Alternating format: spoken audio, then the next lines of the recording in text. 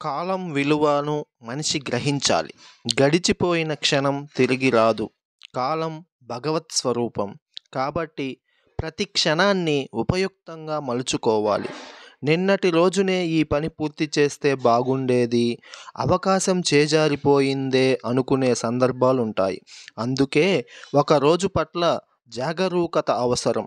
జాగరూకత అంటే కాలం పట్ల స్పష్టమైన అవగాహన ఉండాలి. ఉదయకాల ప్రారంభమే ప్రశాంతంగా మొదలు కావాలి. మంచి ఆలోచనలు, సద్భావనలు మదిలో మెదలాలి. సాధారణంగా నిన్నటి అపజయాలు, అవమానాలు, ప్రతిబంధకాలు రాత్రి నిద్రను దూరం చేయటమే కాక నేటి రోజును వెంటాడుతూ ఉంటాయి. వాటిపై దృష్టి అల్పంగా ఉంచాలి. నేడు అమలు చేయదలుచుకున్న కార్యాలపై దృష్టి కేంద్రీకృతం కావాలి. వృధా ఆలోచనలను కనిపెట్టాలి. అవి అనారోగ్య హేతువులు.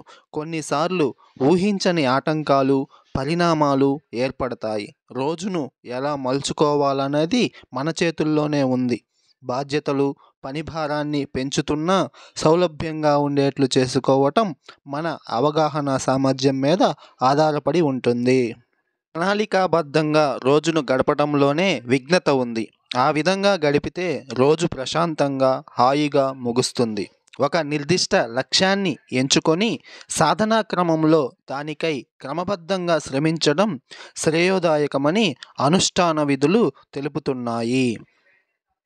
అనవసరమైన ఆలోచనలతో సతమతం కావడము, పరిమితం లేని కోర్కెలు సాఫల్యం కోసం పరితపించడం ఈ రెండిటికి అనర్థానికి మూలము. కాలం విలువ తెలిసినవాడు క్షణకాలాన్ని సైతం వృధాగా పోనీయడు. శాపగ్రస్తుడైన పరీక్షిత్తు జన్మకు పరమార్థమైన ముక్తి సాధనే ధ్యేయంగా భావించాడు. సుఖమహర్షి ద్వారా 7 రోజుల పాటు భాగవత శ్రవణం చేసి తరించాడు.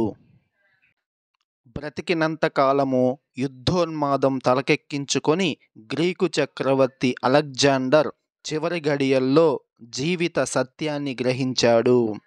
తన వెంట ఏదీ రాదన్న సత్యాన్ని లోకానికి ఎరుక చేసేందుకు శవపేటికలో తన 2 అరచేతులు ఆకాశాన్ని చూసే విధంగా ఉంచమని కోరాడు. రోజులో రాత్రి నిద్రా సమయం ఎంతో ప్రాధాన్యం కలిగి ఉంటుంది. ఆదమరచి నిద్రించాలంటారు. గాఢమైన నిద్ర పోవాలంటారు. అటువంటి నిద్రకే శరీరం, మనసు సేద తీరుతాయి. అయితే చాలామందికి నిద్ర ఏదో కలత నిద్రలా ఉంటుంది.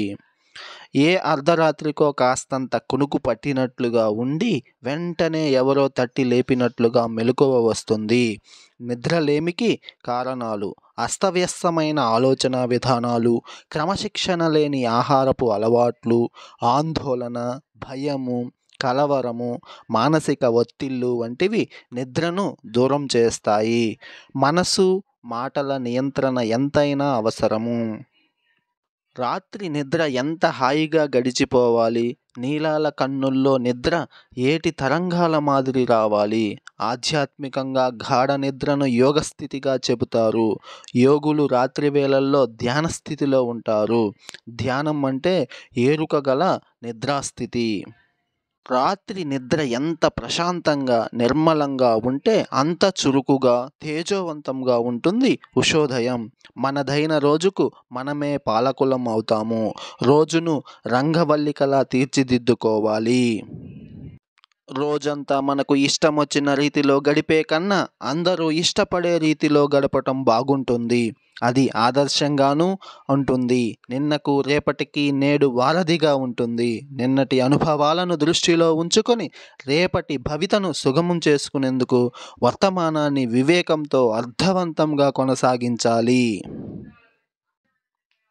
ప్రణాళికాబద్ధంగా రోజును గడపటంలోనే విఘ్నత ఉంది అంటున్నారు నిపుణులు. ఆ విధంగా గడిపితే రోజు మొత్తము ప్రశాంతంగా, హాయిగా ముగుస్తుంది. ఒక నిర్దిష్ట కాలాన్ని ఎంచుకొని సాధనా క్రమంలో దానికై క్రమబద్ధంగా శ్రమించడం శ్రేయోదాయకమని అనుష్ఠాన విధులు చెబుతున్నాయి. Thank you for watching this video.